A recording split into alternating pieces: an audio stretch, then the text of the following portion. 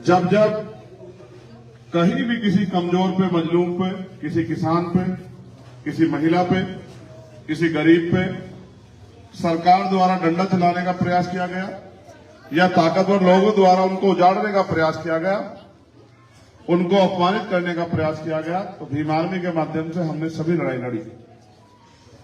लेकिन क्योंकि मैं वकील हूं और मैं इस देश के संविधान को पढ़ा लिखा व्यक्ति हूं, जानता हूं, तो मैं ये भी जान पाया हूं कि सड़कों पे लड़ाई तब लड़ी जाती है जब जुल्म हो जाता है। लेकिन भारत के लोकतंत्र में महापुरुषों के प्रयास से आपके अंगूठे में ताकत है।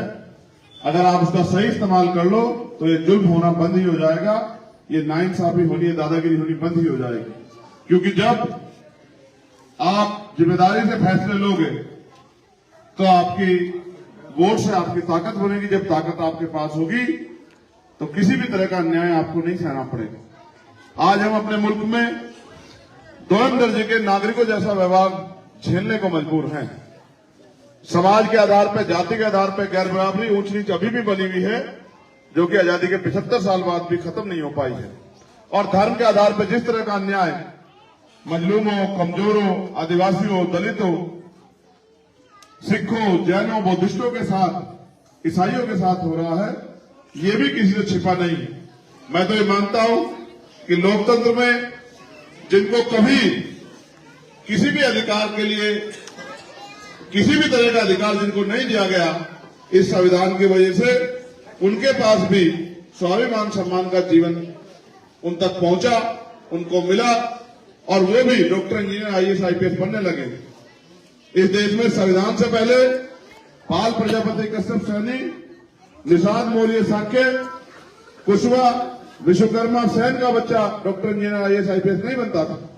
लाखों में से एक बच्चे को, वो भी अंग्रेज जब मौका दे दे तब उनको मौका मिलता था।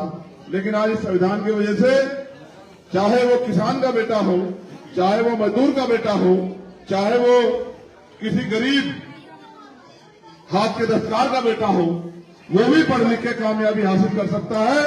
वो भी सिस्टम में बड़ी से बड़ी कुर्सी पे जाके बैठ सकता है।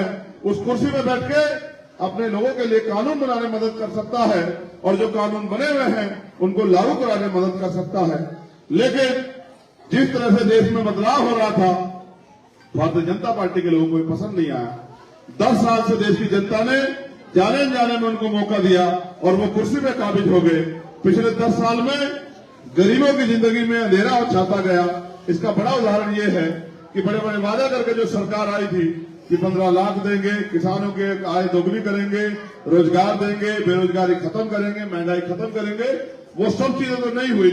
उदाहरण के तौर पे आप ये जान लो कि पहले 350 रुपए का सिलेंडर आता था और अब 1150 रुपए का सिलेंडर आता है।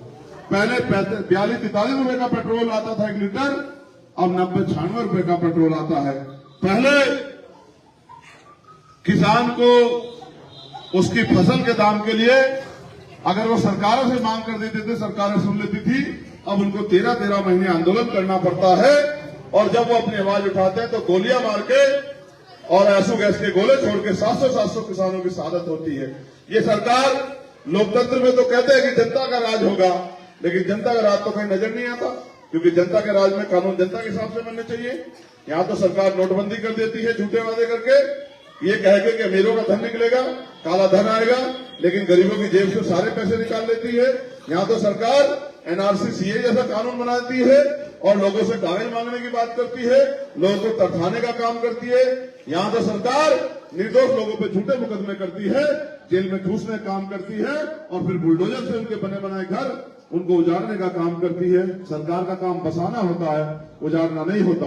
या किसानों के खिलाफ कानून बन जाते हैं, या जीएसटी लाके छोटे व्यापारियों को घर से बेघर करने का इंतजाम होता है, यहाँ ड्राइवरों के खिलाफ कानून बन जाते हैं। इस देश में आजकल कुछ उल्टा चल रहा है, क्योंकि जिनके हाथ में ताकत है उनको लगता है कि वो खुदा हो गए हैं। आपके हाथ में भी ताकत है। आप चाहो तो बड़े बड़े से बड़े ताकतवर को जमीन पे पटक दो और चाहो तो अपने बीच के व्यक्ति को ताकतवर कुर्सी में बिठा दो।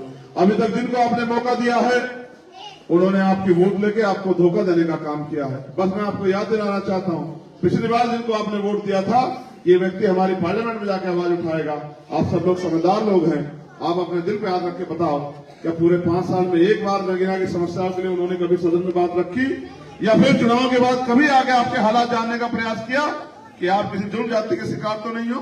किसी गरीब से पूछा कि इसके घर में रोटी की व्यवस्था है या नहीं है? कोई अस्पताल, स्कूल, तमाम तरह की व्यवस्था जिसके लिए वो जिम्मेदार थे, क्या बनवाने के लिए सरकार से कभी बात की? आपके यहाँ बराबर में खो की समस्या है और आपके आसपास बाढ़ की समस्या से क्षेत्र प्रभावित रहता है। किसानों को अपनी फसल के दाम नहीं मिल रहे और मनरेगा का पैसा भी नहीं मिल रहा है। मनरेगा में मजदूरों को 100 दिन में दिहाड़ी नहीं मिल रही है, जबकि खर्चा उनके पास 365 दिन का है।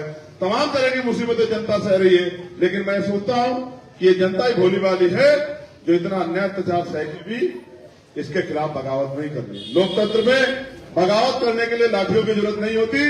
लोकतंत्र में तो फैसले किए जाते हैं। कभी आदमी दूसरे के हक में फैसला कर बैठता है, कभी अपने हक में फैसला कर बैठता है। इस बार आपका मौका है कि आप अपने हक में फैसला करें, अपने आने वाले नस्लों के हक में फैसला करें, अपने आने वाली नस्लों को मजबूत करने के लिए फैसला करें। जो खिलवाड़ कानून के साथ हो रही है, उस खिलवाड़ को बंद करने के लिए फैसला करें। हमारे यहाँ पढ़े लिखे नौजवान खड़े हैं, मैं कई गांव से पूछता रहा हूं, इस गांव में भी बहुत सारे ऐसे भाई होंगे जिन्होंने यूपी पुलिस की भर्ती दी होगी। अगर कोई इस गांव का ऐसा बच्चा हो जिसने यूपी पुलिस की भर्ती अभी दी हो, तो वो हाथ खड़ा करके सामने आए। यूपी पुलिस की भर्ती दी। आज ऐसा हाल हो गया है, उत्तर प्रदेश में मुख्यमंत्री कहते हैं कानून व्यवस्था बहुत अच्छी है, लेकिन पेपर बाद में होता है, उत्तर कुंजी सबसे पहले आ जाती है। 48 लाख बच्चों ने पेपर दिया।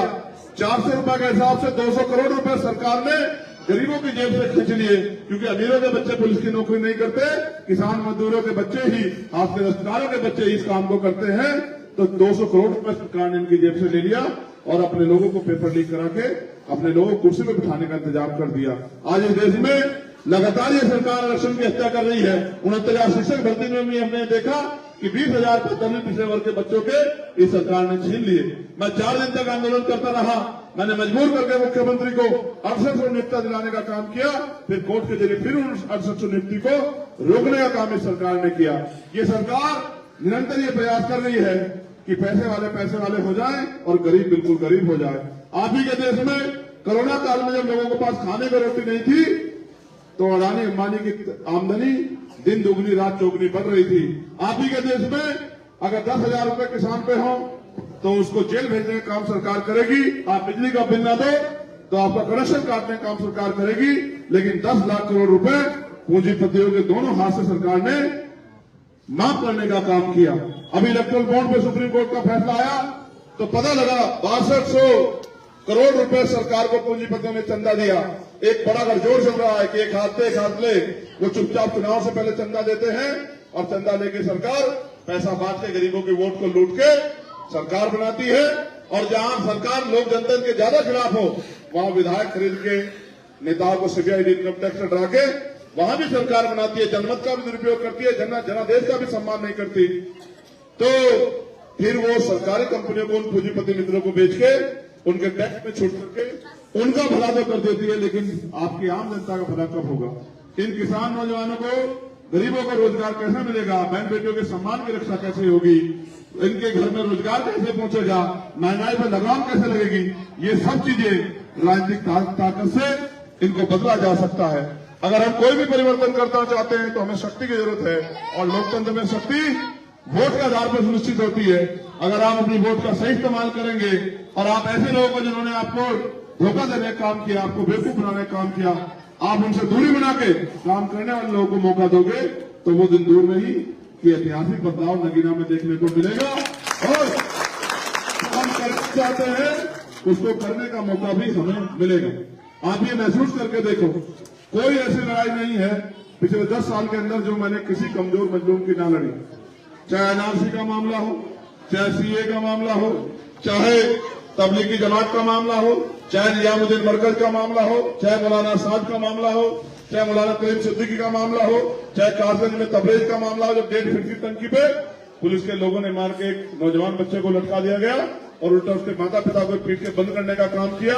चाहे हिजाब का मामला हो, चाहे नाटौर में नौजवानों पे गोलियां चलाई गई हो, चाहे गुलदार का मामला हो, चाहे 2 अप्रैल 2018 का मामला हो, चाहे दिल्ली में सतगुरु रविदास जी महाराज गुरुद्वारा तोड़ा गया हो, चाहे किसानों का मामला हो, महिला पहलवानों का मामला हो, शब्बीरपुर का मामला हो, हाथरस की बहन बेटी के सम्मान का मामला हो, हर लड़ाई मैंने सड़क पे लड़ी। सड़क की लड़ाई से मैं आपके ऊपर हुए जुल्म को न्याय दिलाने के लिए लड़ सकता हूं, लेकिन अगर आपने वोट की ताकत मुझे दी तो मैं जुल्म करने वालों के हाथों को निस्तानाबूद करने का भी काम करूंगा और आपके स्वाभिमान सम्मान की रक्षा भी करूंगा। और ये जो जुल्म गरीबों कमजोरों पे हो रहा है, चाहे वो पुलिस के माध्यम से हो, प्रशासन के माध्यम से हो, शासन के माध्यम से हो, या कानून बना के आपके खिलाफ षड्यंत्र के माध्यम से, इन सब पे लगाम लगाने के लिए ये सड़क की आवाज सदन में जाके आपके हितों की रक्षा करने के लिए लड़ेगी। मैं भी ये मानता हूं कि आप पढ़े लिखे समझदार लोग हैं, जिन्होंने आपको ठगने का काम किया, जिन्होंने आपको धोखा देने का काम किया, जिन्होंने आपको गुलाम समझ के आपकी बात को नकारने का काम किया। इस बार आप भी उनको नकार के अपने भाई चंद्रशेखर आजाद को लड़ाई को लड़ने का मौका दोगे। हालात ये है कि बड़े बड़े नेता देश के कह रहे हैं, बड़ी बड़ी पार्टियों में हो सकता है कि 2024 के बाद चुनाव ना हो। ये तभी संभव होगा जब हम 2024 में इनको एक एक सीट पर पटकने नहीं देंगे। अगर हम न मना लें तो नगीना में वो दिन दूर नहीं कि यहां से चंद्रशेखर आजाद आपकी वोट की ताकत से भारतीय जनता पार्टी के प्रत्याशी को हरा के जीत के जाएगा और आपकी आवाज को सदन में उठाने का काम करेगा। जब चारों तरफ अंधेरा हो तो एक छोटा सा जुगनू भी दिखाई देता है। आपका चंद्रशेखर आजाद अभी छोटा है, एक छोटे पेड़ की तरह, लेकिन जब आप उसको सींचने का काम करोगे, जैसे आपने दूसरे लोगों को ताकत देकर इनको ताकतवर बनाने का काम किया, अगर उसको ऐसे ताकत देने का काम करोगे तो फिर आप देखना कि आपका चंद्रशेखर आजाद एक वृक्ष बन के आपका संरक्षण भी करेगा, किसी जालिम की आग आपकी तरफ नहीं उठने देगा और आपको छांव और फल भी देने का काम करेगा।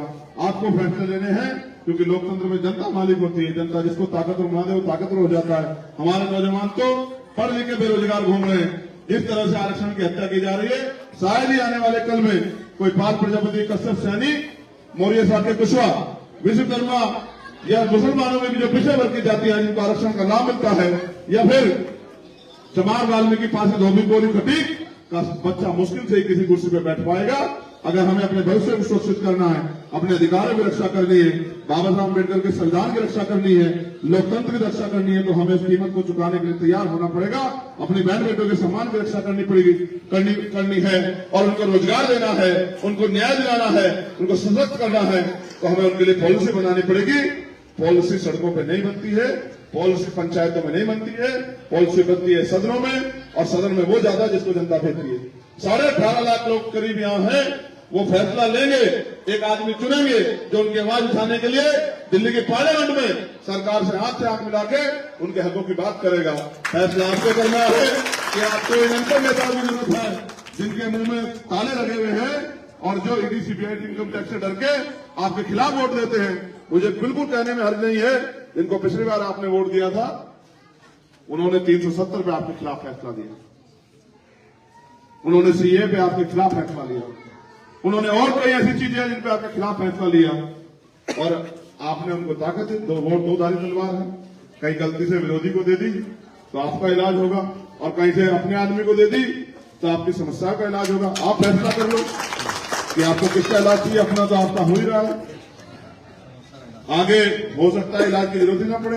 ये वोट आखिरी ताकत है आपके पास, अगर ये चली गई तो किसी भी इलाज की जरूरत नहीं पड़ेगी। थोड़े बहुत जो छोटे छोटे कारोबार है उन पर सरकार की नजर है। जीएसटी का छापा पूछ के पड़ता है किसके यहां लगना है। तो अगर इस मुल्क को बचाना है तो आज हमारे कंधों पे जिम्मेदारी है कि हम मजबूती से फैसले लें और काम करने वाले लोगों को मौका दें। लोकतंत्र इसलिए आया था कि गरीब का बेटा भी आगे बढ़ के अपने लोगों की सेवा करे, लेकिन अमीरों ने इसमें भी कब्जा कर दिया। अमीर राज करते हैं, गरीब बैठ के तमाशा देखते हैं, तो गरीबों को अपने बारे में सोचना है। बहुत बहुत धन्यवाद।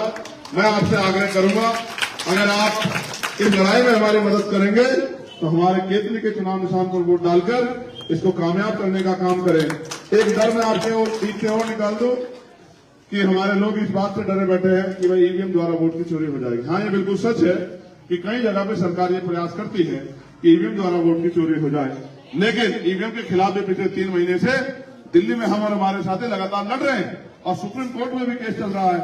मुझे आशा उम्मीद है कि सुप्रीम कोर्ट में भी हम जीत जाएंगे और चुनाव बैलेट पेपर से होगा। लेकिन बैलेट पेपर से होगा तो भी तो आपको जाके वोट करनी है। ऐसा थोड़ा ही कि बैलेट पेपर से हो जाएगा, आप वोट नहीं करोगे तो कोई जीत जाएगा। उसके बाद हमने ये भी मांग की है सुप्रीम कोर्ट से कि अगर समय में कभी हो चुनाव बैलेट पेपर से ना करा पाओ तो जो वीवीपैट से मशीन से जो पर्ची निकलती है वो पर्ची हमारे हाथ में आ जाए, उस पर्ची को हम देख के उस पर्ची को हम जमा करा दें और आप मशीन को ना गिन के उस पर्ची को गिन देना। जब हम 5 साल इंतजार करते हैं वोट देके तो 2 दिन और इंतजार कर लेंगे। हमारे फैसलों का हमें पता लग जाए कि हमारी वोट की चोरी हो रही है या हमारे नेता ही हमारे साथ गद्दारी कर रहे हैं, हमें भी सब चीजों की जानकारी हो जाए। तो आप उन चीजों से आश्वस्त रहना कि उनकी लड़ाई हम लड़ लेंगे और यहाँ जमीन की लड़ाई, अपने बूथ की लड़ाई, अपने क्षेत्र की लड़ाई आप लोग लड़ लेना। भाईचारा बना के मौजूदा हालात को देखते हुए और अपने भविष्य को देखते हुए मजबूती से मिलकर फैसले लेना। तो मैं लिख के देता हूं कि आपका मुकाबला कहीं बूथ नहीं कर पाएंगे। ऐसा इस गांव के बारे में मुझे जानकारी है कि इसी गांव का जो मुकाबला है वो कहीं बूथ नहीं कर पाएंगे। और मैं तो लगातार दौड़ रहा हूं, का हौसला इसलिए बढ़ रहा है कि जहां भी मैं कमजोरों में, दलितों में, पिछड़ों में, वंचितों में जाता हूं, वो सब लोग ये कहते हैं कि हम तो आपका इंतजार कर रहे थे। हमने तो बहुत लोगों को मौका देकर देखा, किसी ने पलट के भी देखा। हम लोग तो हमसे वोट लेने आते हैं, कहते हैं कि मैं आपकी लड़ाई लड़ूंगा, आप तो हमारी लड़ाई लड़ रहे हैं। हम तो चाहते थे कोई ऐसा मर्द मुजाहिद आए जो हमारी आवाज को मजबूत करे, हम तो उसके साथ खड़ा होना चाहते हैं। हमारे बीच में तो कोई वोट मांगने भी नहीं आता, आप तो अपनी बात रख रहे हैं, हम आपका साथ देंगे। इस वजह से मेरा हौसला भी लगातार बढ़ता जा रहा है कि इस लड़ाई में मुझे पूरा भरोसा है कि आप सबके सहयोग से हमें कामयाबी मिलेगी। बहुत बहुत धन्यवाद। जय भीम, जय भारत, जय संविधान। आप सभी के लिए मंगल कामना। एक आखिरी